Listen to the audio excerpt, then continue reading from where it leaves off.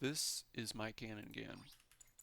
He is only enhancement level 5, so we're missing 5 points of melee damage, but we're using the custom part expansion armor for 3 points of defense per auxiliary part equipped.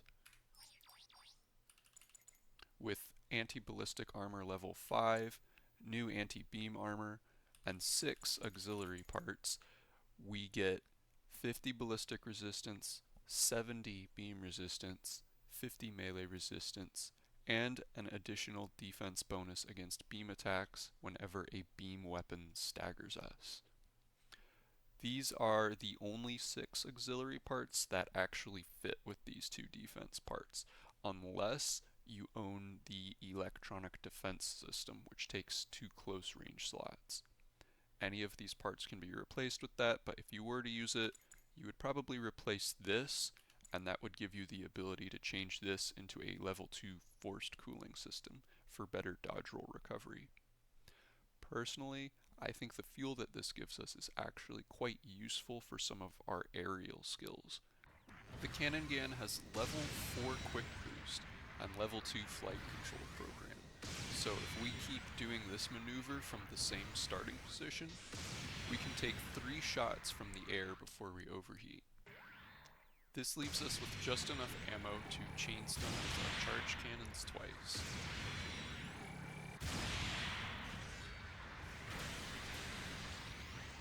We should also still have enough overheat recovery to basically recover our fuel tank in the time it takes to stand up. We can also double jump and tap spacebar without overheating. And if we tap spacebar and then take some time to charge our jump, we recover enough fuel that this only puts us at the halfway mark. So if we do it again, we won't overheat.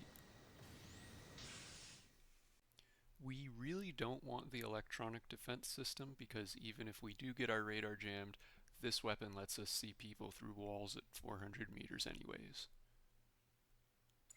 We don't want focusing rings because even though we have to focus this, making the time any shorter will mess up our stun combos.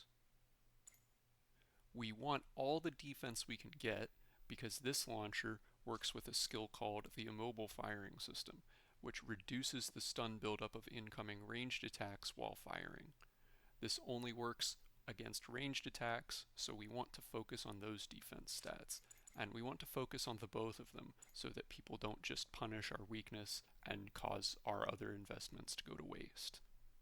The newly released Denanzon and the recently buffed Zeku Zwei both sport a lot of ballistic damage. So you want the ballistic defense part, or else people are going to start wondering why they have to protect their support from the enemy generals. A level 4 Zamel can also send 6,000 ballistic damage across the map if it's built correctly, while a full armor over on does have a missile salvo you can tank with the IFS. It forces him to fire the whole salvo, and if he can't flinch you, then he doesn't have a way to chain stun you without activating the new beam armor effect. Proto-ZZ is a heat-seeking missile whose weakness is that he cannot take off from the ground.